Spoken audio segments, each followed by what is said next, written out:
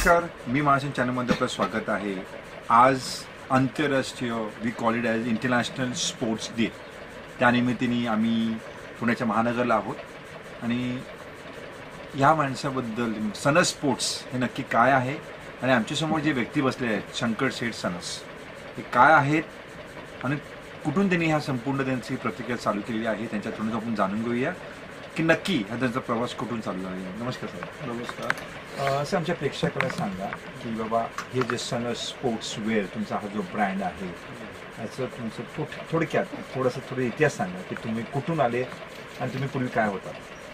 मी पुण्यात जेव्हा 72 साली आलो तेव्हा मी वेगळ्या क्षेत्राशी काम केलेलं आहे आणि सुरुवात जी आमची ह्या लाईनला झाली की मी कापड लाईनपासून काम करत होतो. कापड लाईनीमधून मग हुजिरी लाईनमध्ये आलो, अंडरवेअर बनियन बनवलं. त्याच्यानंतर 1995ला मी स्पोर्ट्स लाईनमध्ये आलो. स्पोर्ट्स लाईन सुरू केल्यानंतर मग इतर गोष्टी आल्या, क्रिकेट, बास्केटबॉल, फुटबॉल ह्या लोकांचे जी वेअर असतात ते सगळे आम्ही बनवू लागलो हवं. आणि त्याच्यावरती एकच केलं की क्वालिटी चांगली काय. क्वालिटी काय वेळेला जर खराब झाली तर तुमची ताकद अशी पाहिजे की ती खराब झाली परत दुसरं बनवून देतो. अच्छा, म्हणजे मनी बॅक गॅरंटी म्हणतो. त्याला तसं नाही, कारण ती जी मुलं असतात कबड्डी खेळणारे 10 असतात, 12 असतात किंवा क्रिकेट खेळणारे 15 असतात, ती एक मिडल ह्याच्यातले आलेले असतात, मध्यम वर्गाचे लोक असतात. त्यांना ते 300 रुपये खर्च करून करायचं आणि ते त्याला जर खराब वाटलं असं तो घालू शकत नाही. बरोबर. त्याची किंमत महत्वाची नसते प्रॉडक्टची. म्हणजे वेअर करतो त्याला किंमत महत्वाची नाही. घातल्यानंतर असं बोलत छान दिसतं, किंमत 1000 रुपये. 1000 रुपये काय घातले कपड्यासारखं त्याची व्हॅल्यू नील होते. बरोबर. जेव्हा ऑल महाराष्ट्र मार्केटने केलं त्याच्यातून मला हे कळालं प्रॉडक्ट तर हा महत्वाचा आहे, पण त्याला तुम्ही देताना चांगल्या गोष्टी द्या. त्या प्रॉडक्टबद्दल तुम्हाला पूर्ण माहिती पाहिजे स्वतःच्या, की स्वतःचं प्रॉडक्ट काय आहे, तुम्ही काय देऊ शकता, याची किती गॅरंटी आहे, या सगळ्या गोष्टी तुम्हाला स्वतःला माहिती पाहिजे तरच तुम्ही गॅरंटी देऊ शकता. बरोबर. आपलं हा जो प्रॉडक्ट आहे म्हणजे रॉ मटेरियल हे आपल्या महाराष्ट्रात होत नाही, हे लुधियानामध्ये होतं. हां, जास्त करून पंजाब आणि लुधियानामध्ये. तर तो एक आहे. तर त्याप्रमाणे तो फरक येतो. जे आपण विचारा जर केला तर चांगल्या प्रकारे तुम्ही मार्केट करताना स्ट्रगल होतच असते. फायनान्सिंग आज आम्ही महाराष्ट्रीयन असल्यामुळे माझ्याकडे फायनान्सिंग काहीच नव्हतं. तुम्ही काय केले, गुजराती माणसाला बरोबर घेतलं, बरोबर घेतला. अरे वा. आता त्याने फायनान्स ठरवला. तर फायनान्स कसं करायचं, पार्टनरशिप केली की त्याला त्याचे 1000 रुपये माझे 1000 रुपये बरोबर असे टाकून हा बिझनेस. पण कारण काय होतं त्याच्या हजवण्याचं कारण म्हणजे माझ्याकडे फंडच नाहीत ना. फंडच नव्हतं. पार्टनरशिपला काय लागतं, तुमचे इक्वल फंड लागतात. बरोबर. राईट. बरोबर. तर मग बाकीचे फायनान्स त्यांच्याकडे घेतलं मी. अच्छा, असं केलं होतं. हां, त्याच्यानंतर ती गोष्ट 83 to 92 पर्यंत आम्ही एकत्र केली. त्यानंतर मग मी टेकर 92ला केलं. अच्छा, तुम्ही टेकवर केलं पूर्ण ब्रँड. त्यांच्या मी बसू छानपैकी बसू लागले. हा, म्हणजे चांगलं म्हणजे मिसळून तुम्ही काम केले. त्याला आजही त्यांचे चांगले संपर्क आहेत. भांडण नाही, भांडणापासून मी दूर राहतो, कारण आपल्याला महाराष्ट्रीयन लोकांना पहिलं भांडण जमतं, त्याला शिकवावं लागत नाही, ते रक्तात रक्तात भांडखोर जाऊ. तो एक प्रकार आहे. आणि त्याप्रमाणे मग हळूहळू स्पोर्ट लाईनमध्ये आल्यानंतर मग ज्या गोष्टी असतात, शाळेची पिटी चालेल, लोकांचे संपर्क चांगला आला. त्याच्यानंतर छानपैकी लोकांना तुम्ही ट्रीटमेंट द्या. म्हणजे पहिली गोष्ट आपण एक त्याला एक तुमच्या बिझनेस किंवा ह्याच्यामध्ये एक तत्व आहे, कसं अतिथी देवो, तुम्ही पाहुण्यात परमेश्वर आहे. बरोबर. तसेच ग्राहक हा माझा परमेश्वर 100%. त्याला तुम्ही जर हेच बोलतात God is customer is God. हा, मग तसंच आहे. त्याला तुम्ही प्रायोरिटी द्या पाहिजे. बाकी त्या गोष्टी चालतात आणि हळूहळू चांगल्या गोष्टी तुम्ही जर केल्या तर कुणीही तुम्हाला आणू शकत नाही. सर, कसं आहे माहिती आहे का, आता तुम्ही एवढं मोठ्या माणसाबद्दल बोलताय, थोडक्यात साहेब तुमच्याबद्दल बरंच काही माहिती जरा आमच्या प्रेक्षकांना नीट सांगा की तुमची काही एक संस्था पण आहे ज्या स्पोर्ट्स अकॅडमीचे तुम्ही अध्यक्ष होता. थोडंसं याबद्दल आमच्या प्रेक्षकात थोडंसं माहिती नाही. त्याचं कसं आहे, बिझनेस करताना बिझनेस कसा करावा हा एक टेक्निक आहे. बिझनेसला कसं आहे की तुमचं पहिली गोष्ट, आता माझ्याकडे काही मुलं येतात, आम्हाला नवीन बिझनेस करायचा, ते प्रथम त्याला एक गोष्ट सांगतो की तू बाबा पहिला अकाउंटिंग शिक. अकाउंटिंग शिकल्यावर तुला बिझनेस जमणारच नाही. कारण का, तू पैसे टाकले, तुला किती मिळाले हे जर तू पेपरवर उतरवलं नाही तर तुला कळणार काय. बरोबर. आज पहिला बिझनेस सुरू केला तर 1 वर्ष 1.5 वर्ष लॉसकडे जातो. 100% लॉस करण्याची थोडी क्षमता असली पाहिजे आणि ते तुला कव्हर करायचे. का लॉस जातो ह्याच्यावर तुझं संशोधन पाहिजे. ते जर संशोधन करायला गेला तर पुढचं रिझल्ट तुला छान पाहिजे. आता म्हणजे ही एक फॅक्टरी आहे, कोथरूडला आहे, मुंबईला पण आहे फॅक्टरी. मुंबईला पण आहे, म्हणजे वाव. घनसोलीला. त्यानंतर आता मी गेल्या वर्षी लुधियानाला पण चालू केली. Ludhiana factory Yes. पंजाबीच्या समोर हो, अहो त्याची मोनोपॉली आहे पुणे जगात. नाही नाही, माझे जे सगळ्यात छानपैकी संबंध घरचे संबंध आहेत. अरे ते वा. मी त्याच्याकडे जातो, त्यांच्या घरी जातो, इथं छानपैकी आमचं ट्युनिंग आहे. Tuning. कुठलीही गोष्ट अकाउंटिंग तुमचं चांगलं पाहिजे. त्यांच्याकडे अकाउंट चुकेल पण माझ्याकडे चुकणार नाही हे त्यांना गॅरंटी. सर साहब कोई वादा नाही, कितना पैसा भेजो. त्यांना जर विचारलं तर पैसे काय को भेजला पैसा यार, नाही तो तुम्ही कुणाचे पैसे ठेवत नाही. पेमेंट पण एक परदेशी माणूस महाराष्ट्रामधला माणूस पंजाबला जाऊन करतोय थोडंसं अवघड वाटतंय. काय नाही, सोपं आहे.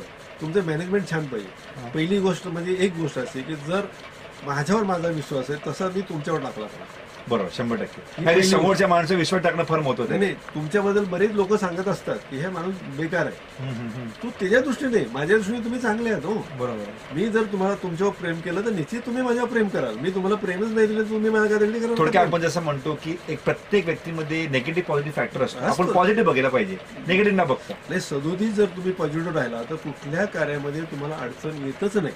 हा ईश्वरी संकेत आहे, मी सांगत नाही. अच्छा ईश्वर सांगितलं. याला सायन्सचा सिद्धांत आहे, 100%. अध्यात्माचा सिद्धांत. सदोदित तुम्ही पॉझिटिव्ह विचार करा. निगेटिव्ह होणार तर जाऊ द्या, सोडून द्या.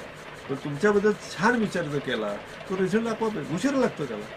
जसं मी क्षेत्रात आलो मला ते वाटत होतं काय होईल काय होईल, पण मी असा कधी विचार केला नाही. म्हणजे जेव्हा मी टेकअवर केलं त्यावेळेला हा कारखाना लॉसमध्ये होता हो 92 मध्ये, आणि तो ऍक्च्युअली फिगर 1,70,000 रुपये लॉस होता. हे कागदोपत्री 1,70,000 साली. हा.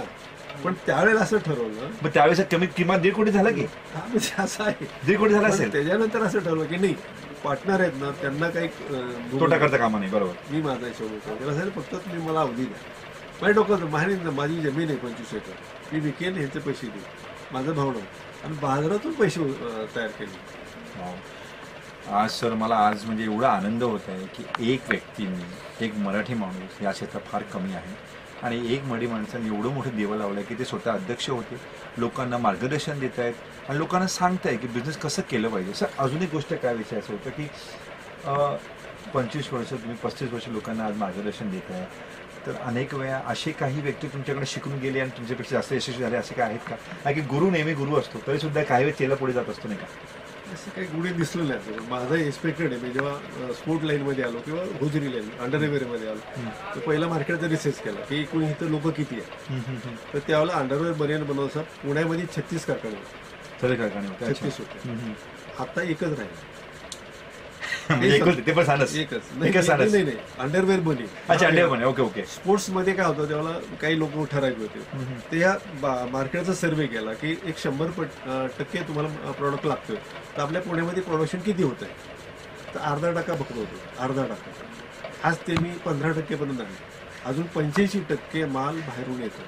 म्हणजे तुम्ही इम्पोर्ट म्हणताय की नाही, दुसऱ्या राज्यातून दुसऱ्या राज्यातून म्हणजे समजा मुंबईवर येतो, लुधियानावर येतो, कुठून इथं तेवढी गरज आहे. स्पोर्ट्स आहे पुण्यामध्ये जास्त आहे.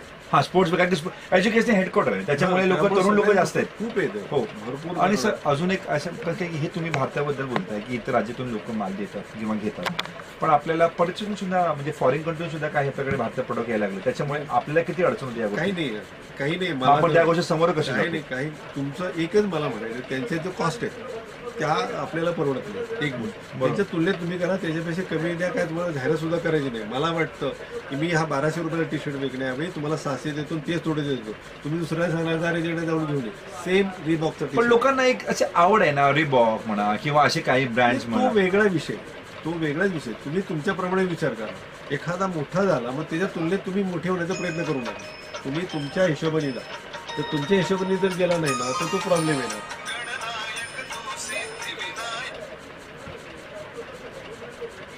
फोन घ्या चालू आहे. तू म्हणत होते काही की बाबा परदेशाचा जो प्रोडक्ट आपल्या भारतात येत असल्यामुळे आपल्याला अनेक वेळा त्रास होत असतो, असा काय अनुभव आहे? मला वाटत नाही. असं वाटत नाही तुम्हाला? आपला ग्राहक हा वेगळा आहे. आपली क्वालिटी वेगळी आहे, आपले ग्राहक वेगळे, माणसाची मानसिकता वेगळी आहे. जेव्हा वेगळं विश्लेषण देतो तुम्हाला. आता तुम्ही मार्केटिंग करताय, तुम्ही आता एरोचा शर्ट घालणार आहे, वरचा समजा ब्रँड आहे, नक्की एरोज घातला एरो वगैरे घालणार, ते का घालतात? एक ब्रँड आहे. ते कशासाठी इम्प्रेसिव्ह आहे. बरोबर. की तुम्ही मार्केटमध्ये गेला तर 10 लोक बघतात. 10 लोक बघतात. बरोबर केलं. करेक्ट. आता एक सामान्य माणूस त्याला ती काही गरज नाही, पण तो शर्टची किंमत असते. तुम्ही 1400 रुपयाचा घेतला तर तो 600 रुपयाला सेम मिळतो. Same quality. किती देऊ तुम्हाला? बनवून देऊ का? तुम्हाला बनवून देऊ का? तो एरो लावून देतो. आपल्याला अधिकार नाही, तो एरो ते तोडीच देतो तुम्हाला. आणि निम्म प्राईजनी येस. निम्म प्राईजनी तो कस्टमर तुम्ही शोधा ना, माझा कस्टमर शोधा, माझ्या माणसाला स्वस्त आहे, बाहेरचा काय तो विचार करू नका. सर आज तुम्ही फार मोठ्या मला ज्ञान दिलात आणि आज सर आंतरराष्ट्रीय स्पोर्ट्स डे आहे. थोडंसं आपल्या भारताबद्दल बोलूया आपण. आता रिओ जे झालेले आहे या 150 कोटी जनसंख्या आपली भारताची आहे आणि त्याच्यामध्ये फक्त 3-4 मेडल मिळाले. त्याचे 3 स्त्रिया होत्या आणि 1 पुरुष होता आणि त्याला काल रत्न अवॉर्ड मिळालेले आहे. तर तुम्ही आमच्या तरुण पिढीला काय एक साधा संदेश द्या की बाबा काय होत चाललं आहे की इंटरनेट आल्यामुळे लोक आज 10 वर्षाचा मुलगा सुद्धा आज चष्मा त्याला आहे किंवा एक बाळ 10 वर्षाला चष्मा आहे. लोक आउटडोर स्पोर्ट्सला जास्त तेवढं व्हॅल्यू देत नसतात. तर त्यावेळी तुम्ही आमच्या प्रेक्षकाला काय संदेश द्याल? हा जो फिजिकल आहे ना त्याला आपलं राहणीमान बदललेलं आहे, आपण काय करू शकत नाही. तरी काय होतं त्यासाठी तरी सुद्धा आपले जे कुटुंब किंवा आपले जे पालक आहेत ते त्यांना जास्त बोलत नाही की जाऊन ते बघा. पण त्याला आता हे जे ऑलिम्पिकच्या वगैरे किंवा गेमच्या विषयी ह्याला टोटली मला जे वाटतं मी ते रिसर्च करतो ह्याला टोटली राजकारणी लोक कारणीभूत असं माझा आरोप आहे. त्यांना मी सामने बोलतो, ओपन आरोप देत आहे. ओपन नाही, ते समोर आले ते बोलतो. माझ्याकडे खासदार आमदार येतात त्यांच्या समोर बोलतो मी. मी कुणाची गय करत नाही, ते त्याच्या जागे नमस्कार करू. पण जी तुम्हाला कळत नाही ते स्पोर्ट्स ऑफिसर आहे, त्याला कबड्डीला कुठला ड्रेस घालायचा त्याला माहिती नाही, कशाला ऑफिसर झालाय तो. त्या मुलांना ते कसं काय स्वतःचे कपडे घालून ते परफॉर्म करतात. अच्छा, हे असं पाहिलेलं आहे. मग तुम्ही कशासाठी ते जात आहे? जागाडण्यासाठी. तुम्हाला त्याचं ज्ञान पाहिजे की ह्या मुलाला काय पाहिजे, मुलीला काय पाहिजे हे तुम्ही दिलं पाहिजे. हा, मग थोडक्यात त्याची काय आवड आहे? हा, त्याची काय आवड आहे. त्या गेमला कुठलं वेळ लागतं हे ह्यांना माहिती नाही. पण हे खरं का कोणाला माहित नसतो. मी सुद्धा एक पालक आहे, मला स्वतःला माहित नाही की माझ्या मुलीला काय पाहिजे. कोचने सांगायला पाहिजे ना तुम्हाला, त्या कोचलाच माहिती नाही. कोचलाच माहित नाही. ही वस्तुस्थिती म्हणजे थोडक्यात अज्ञानी आहे आपण. अज्ञानी आहे आणि ह्याला सगळं राजकारणच त्याला कारणीभूत आहे ह्याच्याबद्दल. कारण बऱ्याच वेळेला असं होतं. आता मी एक कबड्डीचं उदाहरण देतो. कबड्डी ही पुण्यातला एक आत्मा होता. पुण्यामध्ये कबड्डी हा सगळा फार मोठा हेडक्वार्टर आहे.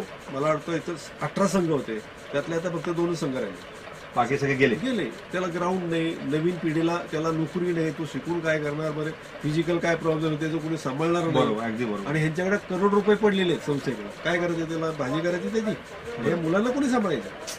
म्हणून आज कबड्डीकडे सुद्धा आता हे प्रो कबड्डी आहे, त्याच्यात लगेच त्यांना पैसे मिळत आहेत. हो, आधी ते टुर्नामेंटला बरोबर. आता आपलं अभिषेक बच्चनला खरोखर मांडलं पाहिजे. त्यांनी खरोखर त्या गोष्टीत थोडंसं पुढे केलं. ते कौतुक आहे की ती मुलं खेळली तर त्यांना छानपैकी पैसे मिळतात. बरोबर. आता इथं मिळालं त्याला जाण्याचं आणि थोडक्या आवकचं माध्यम पण तयार झालेलं. पूर्वी त्यांना नोकरी मिळत नव्हतं नाही. सर, आज तुम्ही एक यशस्वी व्यक्ती गेल्या 35 वर्ष या क्षेत्रामध्ये आहात. तुम्ही भरपूर पाऊस पाहिलेला आहे.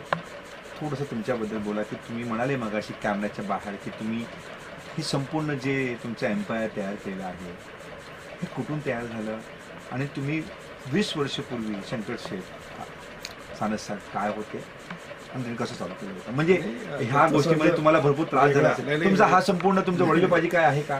काही नाही. बॅकग्राऊंड म्हणजे आम्ही भाजीवर दिवस काढलेले, भाजी खाऊन दिवस काढलेले. ह्या परिस्थितीत आमचं आयुष्य म्हणजे अक्षरशः आपण त्याला पालेभाजी म्हणतो ते शेतात भेटत तेच का? शेतात काढून आणणे आणि ते शिजवून खाणं, अन्न नाही, अशा परिस्थितीत माझं आयुष्य गेलेलं. अन्नही नाही हे सांगतोय तुम्हाला. मी जे गावात आता बांधले तिथेच बांधले ते. म्हणजे याबद्दल थोडंसं बोलूया आपण. तुम्ही सर एक जरा कॅमेरा ऑन करून घेऊया. आणि हे तुमचं इथे गाव पण आहे. साहेबांनी एक महाशिवरात्री सोहळ्यामध्ये या कुठल्या शाळेसाठी तुम्ही हे बांधून घेतले साहेब देवस्थान? 2005 ला सुरू केलं, 2007 ला. आणि हे संपूर्ण फंडिंग सर कोणाकडे झालं होतं? गावकरी काय लागतील ते मी टाकले. तुमच्याकडनं फार मोठं योगदान झालं तो. आणि हे करताना एकच केलं की माझं नाव कुठेही टाकलं नाही मंदिरावर. कुठेही नाही. सगळे विरोध. आर्थिक योगदान सुद्धा झालं तुमच्याकडनं? ते सगळं माझंच आहे. सगळं तुमचंच आहे. ते विषय नाहीये, तो विषय नाही. पण मला ते पाहिजे होतं की मला इथे 9 लोक आहे. ते लोकांनी त्याच्यावर बोलत. पण शेवटी त्यांनी काय केलं की ह्याच्या बाहेर एक स्टेज केला. पण तिथं त्यांनी माझ्या आईच्या स्मरणात माझं नाव लिहिलं. तर कुठे ते परिसरात माझं नाव नाही. मी नावासाठी करतच नाही, मला ते करायचे नाही. मी भगवंतापेक्षा मोठा नाही. 100% भगवानपेक्षा कोणी मोठं कशाला नाव पाहिजे तुम्हाला? आता मी किती ठिकाणी बघतो एवढ्या पाट्या लावल्या, ह्याच्या स्मरणात तिकडे लावल्या पाट्या. काय तुम्ही करताय? त्या पाट्याच्या व्हॅल्यूपेक्षा तुमचं कर्म करा की. बस तुम्ही जर भगवंताला द्यायचे ते सगळी व्यवस्था करायची, त्याला द्या. त्याचेच तुमचे आहेत कुठे ते? तुमचे असले बरोबर. असं त्याला पुरव. मग जाताना नेताय का? म्हणजे आपण जसं गीतामध्ये म्हणतो क्या लेके आओगे जो लेके जाओगे जो कुछ म्हणजे नाही जेव्हा तुम्ही आला तेव्हा तुम्हाला खिसे नव्हते, बरोबर. जाताना खिसे नाही. आपण निवस्त जात असतो नाही का जगातून. हे लोकांना समजलं पाहिजे. आणि एक प्रेमाने राहा, सगळ्या प्रेमाचा संदेश, प्रत्येकाला आदर करा. अगदी मी कधी कधी वेगळं सांगतो, दारू पिणारा असला त्याच्यावर सुद्धा प्रेम करा, त्याला वाईट म्हणून. बरोबर, वाईट म्हणतो की त्याचे काही तो कारण त्याला कळत नाही का तो का दारू पितोय. हा, त्याच्या पाठीमध्ये मी कित्येक अशा लोकांचे दारू सोडले, ते काम करतो, अंधश्रद्धेवर काम करतो. ह्या ठिकाणी बकरं कापत होते, ते बंद केलं. अरे बापरे, म्हणजे साहेब तुम्ही फार मोठा सोशल व्यक्ती पण बोलायला हरकत नाही. हे जे बकरं कापत होते ते बंद केलं मी, ते करायचं नाही. तुम्ही खाताय ना, मला काही प्रॉब्लेम नाही, बरोबर, पण ते देवाच्या समोर कापलं. बरोबर, चुकीचं. आता दुसरं काय होतं, आता गुजराती मारवाडी असल्यामुळं तुम्हाला मांसाहार करायचं वगैरे आमची चर्चा होती. तर मी त्यांना एक उलटं सांगितलं, त्यांना एक संदर्भ दिले की जर जो मांसाहार करतो त्याला तुम्ही नमस्कार करा, असं सांगतो. हे नक्की फॉर्म्युला काय आहे? मी सांगतो ना, मी त्याचा रिझल्ट तर सांगतो ना तुम्हाला. बोला ना. याचा सगळा अभ्यास जर तुम्ही केला, एक मासा अंडी किती देतो वर्षाला माहितीये? काहीच कल्पना नाही. 60,000. 60,000 अंडी? हा, एकही मरत नाही. दुसरं सांगतो, तुमची कोंबडी ती साधारण 20 अंडी देते, बरोबर. एक शेळी किंवा मेंढी वर्षाला 2 अपत्य देते. हे अपत्य किंवा अंडी ही तिथंच बसून आहे. ते कोंबड्या किती वाढतील? हो, भरपूर वाटतं. बरोबर आहे, कोंबडी झाली, सगळं झालं. मग तुम्हाला काय शेती वगैरे करायची, काय करता येणार? एक भाग. दुसरा भाग 60,000 अंडी एकही वाया जात नाही, कारण माशाला दूध लागत नाही. आईपासून दूर गेला की तो स्वयंभू असतो. स्वयंभू बघा, तो जनावर वेगळा आहे. हा, त्याचा वेगळा आहे, पक्षी एकही मरत नाही. आणि त्याच्यानंतर जर एवढे होत गेले, ते मासे एवढे मोठे झाले, तर समुद्रातलं पाणी तुमच्याकडे येईल आणि तुमचं जीवन असंही होईल. मी सगळ्यांना पटवून सांगितलं. म्हणजे असं नाही की तुम्हाला तुम्ही जसं म्हणताय ते कृष्णासारखं बोलताय. लॉर्ड कृष्ण काय बोलले की ज्या लोकांना कल्पना नसेल कदाचित, की जेव्हा समुद्रात मासे भरपूर झाले तेव्हा जीजस क्राइस्ट किंवा आपले लॉर्ड कृष्ण सुद्धा बोलले की त्याला तुम्ही खाल्लं नाही तर ते आपल्याला खातील. त्यामुळे त्याला ते तसं म्हणतात. लोकांना काही ज्ञान नसेल. मी लोकांना नेहमी सांगत असतो की कृष्णाचं हे मार्गदर्शन आहे. साहेब, तुमच्या चर्चा करून फार आनंद वाटला. एक थोडा खालची प्रश्न असा आहे की तुम्ही यशस्वी झालात, असं यशाचा फॉर्म्युला आमच्या प्रेक्षकाला सांगा. ते यशस्वी असं मी तेव्हाही तेच होतो, आताही तेच आहे. मी यशस्वी मला म्हणतच नाही. एक व्यक्तीकडे काही नव्हतं, मला अजून काय शिकायचं. मी विद्यार्थीच असेल, अजून विद्यार्थी. तुमच्याकडे मी काय गोष्टी शिकतोय, यांच्याकडे आलं ते माझ्याकडे लहान असले तरी माझ्यासाठी गुरु आहेत असं मी मानतो. कारण माझी ती तत्व आहे. मी मोठा झालो, मला खूप बुद्धी आहे असं मी कधीच मानत नाही. माझ्याकडे आहे ते देण्याचा प्रयत्न करतो. पण असं नाही किंवा तुम्ही मला छानपैकी सांगणार, मी तुम्हाला सांगणार, त्यातली काही गोष्टी मला कळायला पाहिजे. यशस्वी जर म्हटलं आपण तर यशस्वी मनुष्य होतच नाही असं माझे कधी कधी निष्कर्ष आहे. यशस्वी म्हणजे नेमकं काय? भरपूर पैसा आला पाहिजे यशस्वी नाही, असं नाही. पण एक व्यक्तीकडे काहीच नव्हतं आणि ते जग पूर्ण एवढं निर्माण केले व्यक्ती आहे. निर्माण करण्याचा म्हणजे एक तर वेगळा विषय आहे, तो अध्यात्माचा विषय आहे की तुम्ही जेव्हा जन्माला आला तेव्हा तुमच्याबरोबर विधी लिखित आलं, म्हणजे तुमचं कर्म बरोबर, त्याच्यानं तुम्ही कर्म केलं, त्याप्रमाणे घडलं. माझ्या नशिबात ते लिहिलं होतं, ते घडलं. म्हणजे आपण धीरूभाईमध्ये ते उदाहरण देतो. बरोबर, काही नव्हतं, त्यांच्याकडे काहीच नव्हतं, ते पेट्रोल भरायचे. म्हणजे काय, त्यांच्या जेव्हा ते आईच्या उदरात आले तेव्हा त्यांचं विधी लिखित तेव्हा आलेलं. तुम्ही किंवा मी लिहिलंय किंवा त्यांनी केलंच नाही. मला हे यश मिळालं ते माझ्या नशिबाचा, माझे म्हणजे ही जी लाईन आहे ती नशिबाची लाईन आहे. करेक्ट. त्याला कोणीही घेऊ शकत नाही, त्यालाच मिळणार आहे बस कोणत्याही परिस्थितीत. तू कसं जाऊ पण ते तशीच सगळी. त्यामुळे आपण कामं करायचे नाही असं भाग आहे का साहेब? नाही, ते तर चुकीचं आहे. कर्म मा फलशु कदाचित हे म्हणतात ना, ते अर्थ वेगळा आहे. तो ह्याच्याशी संबंध नाही. तुम्ही कर्म करा, त्याचं फलाची अपेक्षा केलीच पाहिजे. हे गीतेचं उदाहरण जे आहे ना, ते वेगळे तरी नाही. त्याचा लोकांनी इथे घालतात म्हणून गोंधळ चुकीचं ते सांगतात. चुकीचं आहे, ऍब्सोल्युटली चूक आहे. तो अध्यात्माचा दृष्टिकोनातून शब्द आहे. तुम्ही देवाला बसताय तर देव तुम्हाला प्रसन्न होईल असं गृहीत धरू नका, असा त्याचा विषय आहे. तो कामात त्यांनी घातला. सर, ॲक्च्युली तुम्ही एवढं छान बोलताय आणि आज मला एवढा आनंद आणि शिक्षण मिळते. एक फक्त आमच्या मराठी बांधवाला काय समजू इच्छुक द्याल की मराठी माणूस बिझनेस करू शकत नाही असं लोकांनी एक स्टेटमेंट तयार केलं आपल्या मराठी माणसाबद्दल. आणि आमच्या या चॅनलवर फक्त रक्ताने मराठी माणूस त्याचा फक्त मुलाखत घेतला जातो. कारण एवढंच आहे की आम्ही लोकांना काय म्हणतो की मराठी माणूस सर्वात बेस्ट बिझनेसमॅन आहे. कारण की मराठी माणूस कधीही चुकीचं बोलत नाही, चुकीचं कामं करत नाही आणि लफापणा करत नाही. पण तरीसुद्धा तो यशस्वी नाही आहे. त्यासाठी तुम्ही आमच्या मराठी माणसाला काय संदेश द्याल? मराठी माणसं आता जी नवीन पिढीबद्दल मी आशावादी, त्याचा वादच नाही. जुन्या पिढीचा मला विचार, पण तरी लोक शिक्षण आहे, एज्युकेशन आहे, हाय क्लासचे इन्कम टॅक्स ऑफिसर, हाय क्लासचे इंजिनियर आता येऊ लागलेत. म्हणजे त्यामुळे वादच नाही. त्याचं वेगळी कारण होती की पूर्वीच्या काळामध्ये कसं होतं की एखादा बिझनेस करायला गेला मराठी मुलगा तर पहिला घरातून त्याला विरोध द्यायचा. घरात येतो कर परफेक्ट अरे तुला बाळा जमणार नाही, आपली नोकरी कर, चांगलं शाळेत 2 घास भेटते बरं. असं त्यावेळेला घर. पण आता नवीन पिढी आल्यामुळे त्यांना छानपैकी बरेचसे आता माझे जे माहिती जे मुलं आहेत छानपैकी बिझनेस करतात. म्हणजे आता महाराष्ट्रीयन माणूस मागे आहे असं म्हणायला काय म्हणजे नाही आता असं माझं असं काही नाही, म्हणजे आता ते पुढे चालले पुढे चालले 100%. सर एक लास्ट प्रश्न असा आहे की आज 35 वर्षापूर्वी एक व्यक्ती दादरून पुण्याला आले, त्यांनी आता 1 ब्रांच 2-3 ब्रांचेस तयार झाले. येत्या 5 वर्षात आम्ही साना स्पोर्ट्सला कुठे बघू? नाही, तो जो असतो ना, तुम्ही प्लॅनिंग असतं त्याला मी आहे तिथं सुद्धा राहायला तयार आहे. मी समाधानी आहे. मी कधी कुठे कशाला म्हणजे आता तुम्हाला उदाहरण सांगतो मी थोडक्यात. मी इथे प्रोडक्ट सुरू केलं, कोणाचंही मी कॉपी केली नाही, सगळं स्वतःच आहे, स्वतःच माझे पॅटर्न माझे सगळे. मी तुम्ही एखाद्या आणलं बाजारात विकताय ना, ते मी आयुष्यात कधीच पॅटर्न केला नाही, काहीच कॉपी केलं नाही काही कोणा. पण ते आपलं काही वेळ न्याय घ्यावं लागतो ना, एखाद्या व्यक्तीला काय आवड आहे ते. नाही ती माझ्याकडे होती. मी ऑल महाराष्ट्र मार्केटिंग केला. मला तुम्हाला काय हवंय, मलाकडे मी काउंटरला जेव्हा काम केलं तेव्हा तुम्ही येणार आतमध्ये तर तुम्ही घेणार की नाही हे मी सांगत होतो. तुम्ही इथं घेणार की नाही, थोडक्यात माणसाचा हावभाव म्हणून तुम्हाला कळलं त्याला आणि काय हो त्याचे बजेट काय इतपत मी सांगत होतो. त्याचं बजेट काय की तो कितपत घेऊ शकतो, आणि हे सगळं माहिती आहे मला. कारण म्हणजे हा थोडक्यात स्ट्रॉबेरीचा असं तुमच्यावर आहे की काय? असं म्हणायला काय हरकत नाही. तुम्ही बेसिकली या मामल्याचे असल्यामुळे स्ट्रॉबेरीचं असं तुमच्यावर पडलं असेल. असू शकेल, पण काय होतं त्याला 2-3 गोष्टी वाचन पाहिजे, चर्चा पाहिजे, मनन पाहिजे, ह्या सगळ्या लग्न पण पाहिजे, सगळ्या गोष्टी पाहिजे, काम करण्याची क्षमता पाहिजे. मी आजही 18 तास ड्युटी करतो, रनिंग 68. हो, आणि you still work for 18 hours. अजून येतात, असं काही प्रॉब्लेम नाही ना. It's a pleasure talking to you sir. सगळ्यांना माहिती. आणि सर तुम्ही ॲक्च्युली खरोखर आमच्या मराठी बांधवांना चांगला संदेश दिला, तुमचा वेळ दिला तर आम्ही खूप खूप आभारी आहे. जय हिंद, जय महाराष्ट्र. जय महाराष्ट्र.